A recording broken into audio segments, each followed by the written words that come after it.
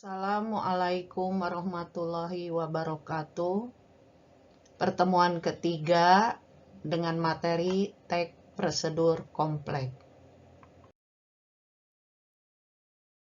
Pertemuan ketiga ini kita akan menganalisis kaidah kebahasaan teks prosedur kompleks. Ada 12 kaidah kebahasaan pada teks prosedur kompleks. Yang pertama yaitu kalimat deklaratif, kata kerja imperatif, kata kerja integratif. Kemudian yang kedua, pernyataan persuasif. Yang ketiga, kata-kata teknis. Yang keempat, ada konjungsi urutan waktu. Kelima, deskripsi alat. Keenam, ada verba tingkah laku dan verba material. Ketujuh, partisipan. Kedelapan, keterangan. Kesembilan, kalimat saran. Kesepuluh, kalimat pelepasan. Kesebelas, ada imbuhan akhiran i dan akhiran kan. Dan terakhir, ke-12 adalah kata ganti atau pronomina. Mari kita bahas satu persatu. Yang pertama, pemanfaatan berbagai jenis kalimat dalam teks prosedur kompleks. Itu tadi ada kalimat imperatif, deklaratif, dan integratif. Ini 3 kalimat ini adalah jenis-jenis kalimat yang dilihat berdasarkan fungsinya. Kalimat imperatif adalah fungsinya meminta atau melarang. Kalimat ini berisi permintaan dan biasanya diakhiri dengan tanda seru. Dan biasanya menggunakan kata kerja imperatif. Kemudian kalimat deklaratif berfungsi memberikan informasi atau berita. Kalimat berisi pernyataan biasanya diakhiri dengan tanda titik. Sedangkan kalimat integratif biasanya menggunakan kata kerja interogatif, berfungsi meminta informasi tentang suatu. Kalimat berisi pertanyaan dan diakhiri dengan tanda tanya. Macam-macam kalimat imperatif. Ada perintah biasa, ada permintaan, ada ajakan, syarat, ejekan, dan larangan. Bisa dilihat contohnya di sini. Kemudian, cara membentuk kalimat tanya total dan kalimat tanya parsial. Jadi yang kalimat integratif itu dibagi atas kalimat tanya total dan kalimat tanya parsial. Kalimat tanya total yaitu caranya menambahkan kata apakah, 2. Menambahkan partikel kah, 3. Bisa juga mengubah intonasi, misalnya anaknya malas. Itu bukan pertanyaan ya, tapi kalau intonasinya diubah menjadi anaknya malas, nah itu sudah menjadi kalimat tanya. Menambah kata bukan, ya, belum, atau tidak. Dia sakit bukan? Nah, seperti itu.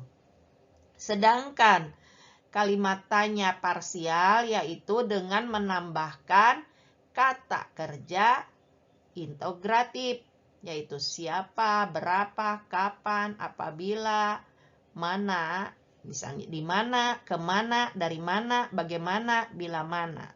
Contohnya, siapa yang dicarinya, apa yang dikehendakinya. Jadi itu memang sudah ada kata kerja integratifnya. Itu perbedaan dari kalimat tanya parsial dan total. Dan ciri yang kedua adalah pernyataan persuasif. Persuasif itu kalimat ajakan. Mengapa prosedur ini ada kalimat persuasif? Ya karena di dalam teks prosedur kompleks ini atau teks prosedur sederhana Tujuannya adalah untuk mengajak para pendengar untuk mengikuti langkah-langkah yang disampaikan. Seperti itu. Makanya di sana terdapat pernyataan persuasif atau kalimat ajakan. Kemudian yang ketiga adalah kata-kata teknis yang ada di khusus yang ada sesuai dengan judulnya. Apa itu judulnya? Ya biasanya di sana ada kata-kata teknis untuk judul tersebut. Ciri yang keempat adalah konjungsi temporal. Kata tugas yang menghubungkan dua klausa atau lebih. Konjungsi disebut juga dengan istilah kata sambung, kata hubung, dan kata penghubung. Khusus untuk konjungsi temporal adalah konjungsi yang mengacu pada urutan waktu dan sekaligus menjadi sarana kohesi atau menjadi bahwa kalimat itu menjadi bagus gitu, menjadi kohesi, menjadi saling keterkaitan. Contohnya, konjungsi pertama, kedua, pasti yang pertama kan berkaitan dengan kedua, berkaitan dengan yang ketiga gitu.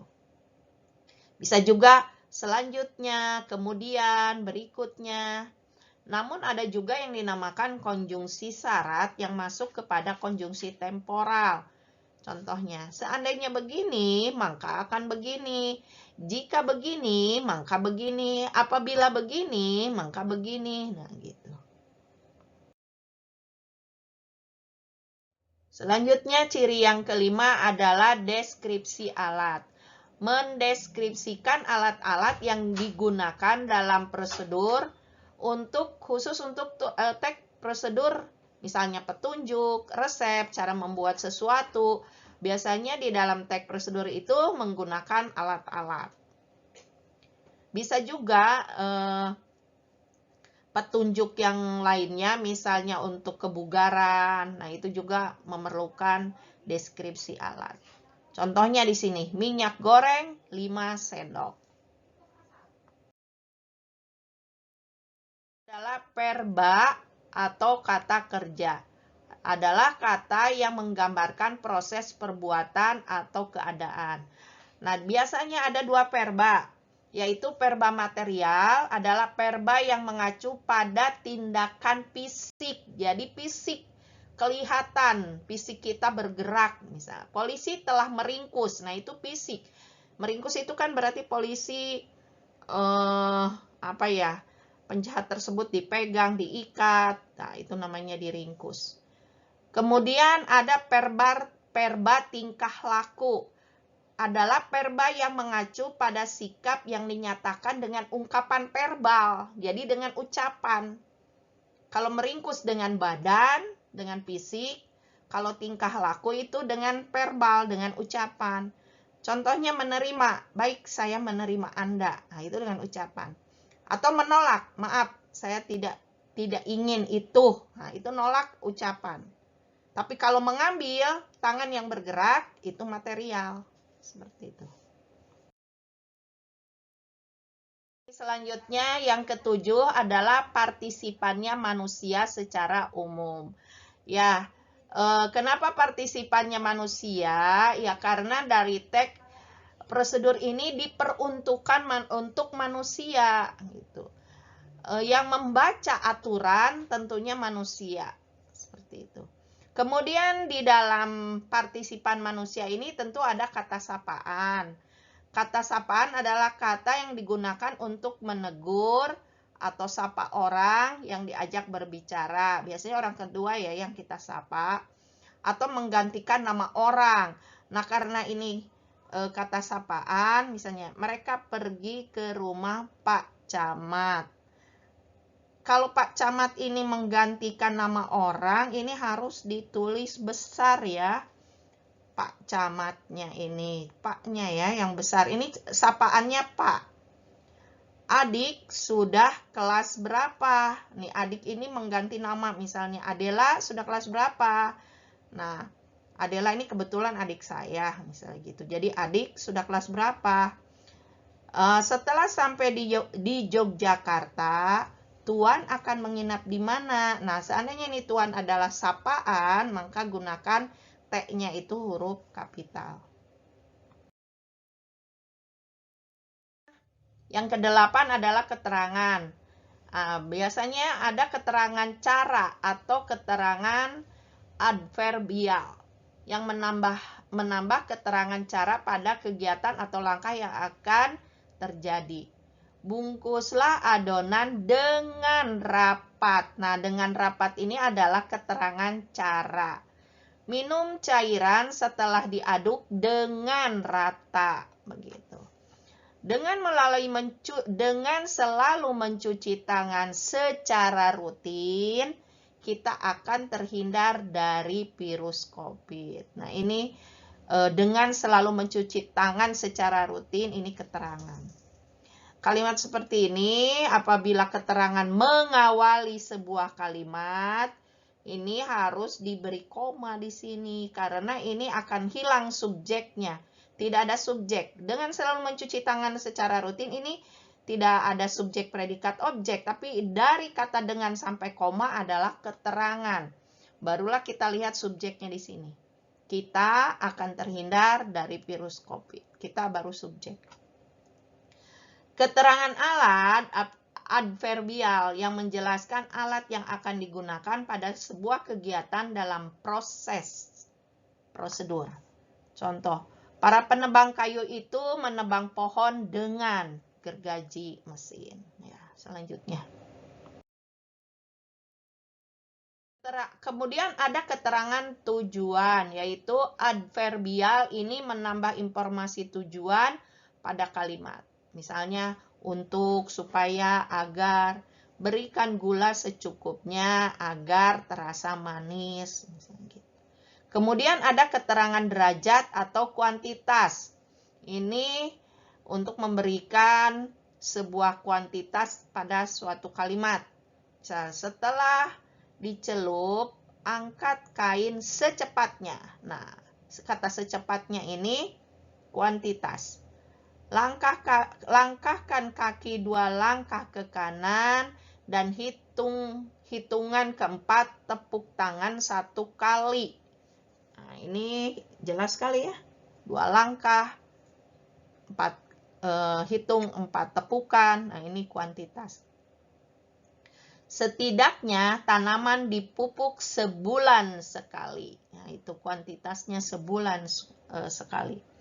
Kemudian ada keterangan syarat, yaitu keterangan ini menambahkan keterangan syarat terjadinya suatu peristiwa. Yang biasanya menggunakan kata jika. Kemudian ada keterangan akibat. Biasanya menggunakan kata akibat, hingga, sehingga, menjadi, gitu ya. Ini biasanya ada di cara memasak. Goreng adonan hingga kecoklatan. Ciri berikutnya yang ke-9 adalah kalimat saran atau larangan. Ya, dalam teks prosedur biasanya ada saran dan di situ biasanya di awal ya, di paragraf pertama. Karena teks prosedur itu tentu ada tujuan agar cara yang diberikan di dalam teks prosedur itu bisa efektif, aman gitu. Misalnya kalau ada satu teks prosedur cara membuat nasi goreng, dua-dua teks prosedur cara membuat satu nasi goreng, cuma yang satu ini ada saran gunakan ini agar rasanya lebih enak atau bagaimana begitu. Tentu kita akan membaca saran-saran di situ ya, karena mungkin kita ingin nasi goreng kita itu lebih enak. Begitu, seperti itu. Contohnya sini, untuk mencapai hasil terbaik, gunakan bambu yang sudah dikeringkan minimal selama 1 tahun. Nah, ini saran. Kalau memang ingin baik ya harus bambu yang sudah dikeringkan minimal 1 tahun. Gitu. Kalau nggak mau ya sudah. Kemudian ciri yang ke-10 adalah pelesapan atau kata acuan. Langkah dalam panduan dapat dihubungkan dengan ungkapan seperti kemudian, sekarang, berikutnya, setelah ini, terkadang. Penulis selalu sering menggunakan suatu kata tertentu dan menyebabkan kalimat tidak efektif. Untuk mengatasi hal tersebut diperlukan pelesapan. atau menghilangkan bagian tertentu yang sama yang diulang-ulang sehingga tidak efektif. Ya, seperti itu ya. Jadi pelesapan itu supaya kalimat lebih efektif dan tidak mengulang-ulang kata. Contoh di sini. Masak tepung ketan dan cairan santan selama 30 menit. Aduk terus tepung dan santan yang dimasak. Nah, ini tepung dan santan yang dimasak itu tadi kan, tepung ketan dan cairan santan itu, ini kan ngulang-ngulang gitu. Ada baiknya diganti. Aduk terus adonan tersebut hingga mengental dan berwarna kecoklatan gitu. Jadi yang merah, kata yang merah itu yang diwarnain merah dan di garis itu dibuang, ganti aja dengan adonan tersebut. Seperti itu. Ciri berikutnya menggunakan kata yang berakhiran i dan kata yang berakhiran kan. Akhiran i dipakai jika objek dalam kalimat tidak bergerak. Sedangkan akhiran kan dipakai jika objek bergerak. Contoh, lumuri loyang dengan mentega. Nah, lumuri loyang dengan mentega ini si loyang tidak bergerak gitu ya. Bedakan dengan lumurkan mentega pada loyang. Di sini mentega dia bergerak. Gitu. Seperti itu. Yang ke-12 adalah pronomina atau kata ganti. Tapi biasanya ya di teks prosedur tuh pronomina persona atau kata ganti orang. Kata ganti atau pronomina adalah jenis kata yang digunakan untuk menggantikan nomina atau kata benda atau prasa nomina. Ini ada 5 pronomina. Ada pronomina kata ganti diri atau dinamakan pronomina persona. Kemudian ada pronomina kata ganti petunjuk. Ada pronomina kata ganti penanya, yang tadi penanya itu apa, siapa, begitu. Kemudian ada kata ganti penghubung, yaitu hanya yang. Kemudian ada kata ganti tak tentu. Contohnya siapa-siapa, masing-masing, sesuatu, itu kan tak tentu. Demikian ada 12 ciri kaidah kebahasaan dari teks prosedur. Selanjutnya buka LKPD Anda, mari kita akan kerjakan untuk menganalisis kaidah kebahasaan dari teks prosedur. Ya, oke lah, ini contoh yang tadi pronomina.